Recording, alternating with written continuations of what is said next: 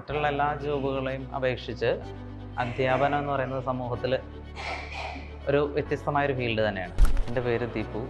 ഞാൻ നിലമ്പൂർ എടക്കര മൂത്തേടം സ്വദേശിയാണ്. ഇപ്പോൾ നിലവിൽ ഹയർ സെക്കൻഡറി ലാബ് അസിസ്റ്റൻ്റായിട്ട് വർക്ക് ചെയ്യുന്നു. UPSC റാങ്ക് ലിസ്റ്റിൽ 390 എൻ്റെ റാങ്ക്.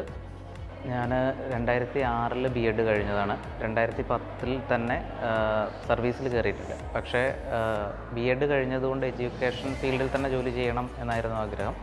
അപ്പോൾ 2010 ശേഷം സെൽഫ് സ്റ്റഡി ജോലിയിൽ കയറിക്കഴിഞ്ഞാൽ നമുക്ക് പിന്നെ ഒരു കോച്ചിങ്ങിന് പോകാനുള്ള സൗകര്യം ഉണ്ടാവില്ല. അപ്പോൾ സെൽഫ് സ്റ്റഡി ആയിരുന്നു. അങ്ങനെ 2 തവണ UPSC അതിൻ്റെ ഇടയ്ക്ക് എഴുതി. പക്ഷേ കോൺഫിഡൻസ് ഉണ്ടായിരുന്നു, സ്വയം പഠിച്ച് റാങ്ക് ലിസ്റ്റിൽ കയറാമെന്നുള്ളൊരു കോൺഫിഡൻസ് ഉണ്ടായിരുന്നു. പക്ഷേ പ്രോപ്പർ ട്രെയിനിങ് ഇല്ലാത്തതുകൊണ്ട് റാങ്ക് ലിസ്റ്റിൽ സപ്ലിമെൻ്ററിയിലും ഒക്കെ വരാൻ സാധിച്ചുള്ളൂ. പക്ഷേ 2019 ഈ നോട്ടിഫിക്കേഷൻ വരുമ്പോൾ ഞാൻ എയ്സിൻ്റെ ഓഫ്ലൈൻ, അന്ന് കൊറോണ സീസണൊക്കെ ആയതുകൊണ്ട്, ലോക്ക്ഡൗൺ ആയതുകൊണ്ട് ഓഫ്ലൈനിലാണ് കോച്ചിങ്ങിന് ചേർന്നത്.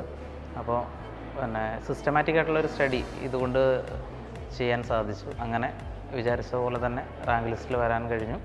അപ്പോൾ വളരെ സന്തോഷമായി. സത്യം പറഞ്ഞാൽ ഡിപ്പാർട്ട്മെൻറ്റ് എഡ്യൂക്കേഷൻ ആണെങ്കിൽ കൂടി ടീച്ചിങ് ഫീൽഡ് അല്ലാത്തതുകൊണ്ട് ഡിസപ്പോയിൻറ്റഡ് ആയിരുന്നു. പക്ഷേ ഈ റാങ്ക് ലിസ്റ്റ് വന്നു.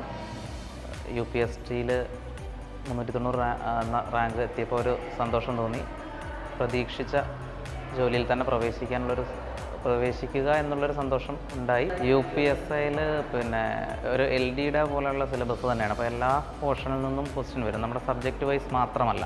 അപ്പോൾ മാത്സ്, ഇംഗ്ലീഷ്, പിന്നെ സബ്ജക്റ്റ്, അങ്ങനെ എല്ലാ ഏരിയയിൽ നിന്നും ക്വസ്റ്റ്യൻ വരുന്നത് കൊണ്ട് സിലബസ് ഫുൾ കവർ ചെയ്യുക എന്നുള്ളതാണ് എന്നെ സംബന്ധിച്ച് സ്വയം പഠിച്ചാൽ കഴിയാത്തൊരു കാര്യം. ഞാൻ ഏതെങ്കിലും ഒരു പുസ്തകം, UPSCയുടെ ഏതെങ്കിലും വിപണി എന്നുള്ളൊരു പുസ്തകം തിരഞ്ഞെടുത്തിട്ട് അത് പഠിക്കുകയാണ് ചെയ്യുക. അപ്പോൾ അതിലെല്ലാ സിലബസും കവർ ചെയ്തോളണമെന്നില്ല. അപ്പോൾ അതായിരുന്നു എന്നെ സംബന്ധിച്ചിട്ടുള്ളൊരു ചാലഞ്ച്. അപ്പോൾ എയ്സിൻ്റെ ആ വ്യക്തമായ ഒരു സിലബസ് കവർ ചെയ്തുള്ള പഠന രീതി ആയതുകൊണ്ട് ഈസി ആയിട്ട് അതിലെത്താൻ സാധിച്ചു.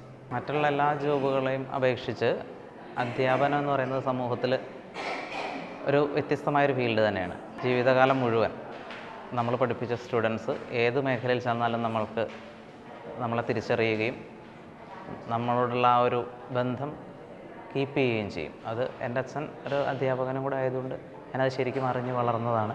അതുകൊണ്ട് അധ്യാപനം എന്ന് പറയുന്നത് മികച്ച ജോലിയായിട്ട് ഞാൻ കരുതുന്നു.